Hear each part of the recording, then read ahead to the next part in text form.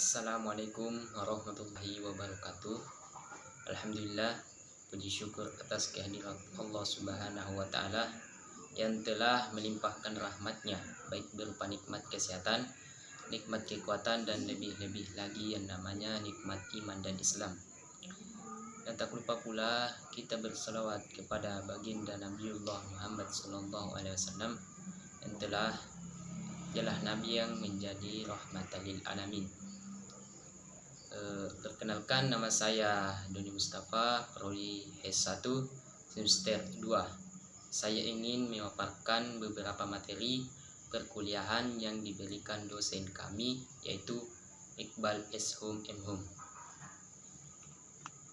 Materi yang pertama yaitu bagaimana mazhab Imam Hanafi dalam memutuskan sebuah hukum. Abu Hanifah adalah seorang imam mujtahid yang bercorak rasional. Ia adalah pendiri mazhab Hanafi. Dalam melakukan istinbat hukum, Abu Hanifah banyak mendasarkan ijtihadnya kepada ra'yu. Ia sangat selektif dalam menerima hadis.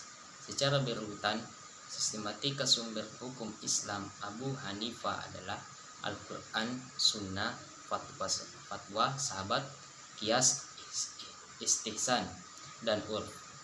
Sikapnya lebih mendahulukan ra'yu daripada hadis ahad.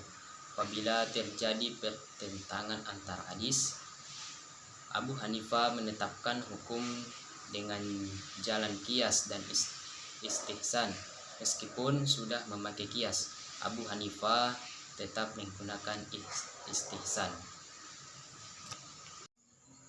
Sedangkan mazhab Imam Maliki dalam memutuskan sebuah hukum didasarkan pada 4 sumber utama, yaitu Al-Quran, hadis, ijma, dan qiyas. Mereka juga mempertimbangkan maslahah serta urf dalam menentukan hukum-hukum yang berkaitan dengan masyarakat. Materi yang kedua yaitu perbedaan antara ahlul ra'yi dan ahlul hadis terhadap pandangan tentang hukum. Ahlul ra'yi mengutamakan penggunaan ra'yi, yaitu pendapat analogi dalam menentukan hukum selain dari Al-Quran dan hadis. Sedangkan ahlul hadis menekankan menggunakan hadis-hadis Nabi Muhammad SAW sebagai sumber utama hukum di atas ra'yi atau pendapat analogi. Materi yang ketiga yaitu penerapan syariah pada masa Hindia Belanda. Penerapan syariah Islam pada Hindia Belanda dapat dikatakan tidak terlalu luas atau mendalam. Hindia Belanda pada umumnya dikelola dengan hukum kolonial yang didasarkan pada sistem hukum Eropa, terutama hukum Belanda. Meskipun ada beberapa wilayah yang menerapkan hukum adat Islam seperti Aceh yang memiliki sistem hukum berbasis syariah sebelum kolonisasi Belanda, namun penerapannya tidak mencakup di seluruh Hindia Belanda. Materi yang keempat yaitu apa yang dimaksud dengan Islam Nusantara. Islam Nusantara adalah konsep yang mengacu pada cara berislam yang berkembang di wilayah Nusantara yang meliputi Indonesia, Malaysia, Brunei Darussalam, dan sebagian Filipina dan Thailand.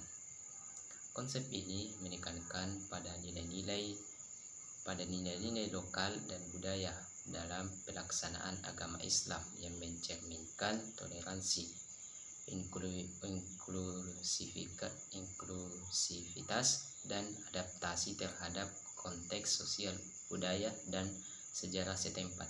Islam Nusantara menekankan pentingnya harmoni antar agama, kesederhanaan dalam beribadah, dan pemahaman yang inklusif terhadap berbagai tradisi keislaman. Materi terakhir yaitu contoh penerapan syariat Islam di Indonesia. Salah satu contoh penerapan syariat Islam di Indonesia adalah penggunaan hukum Islam dalam sistem peradilan di Aceh.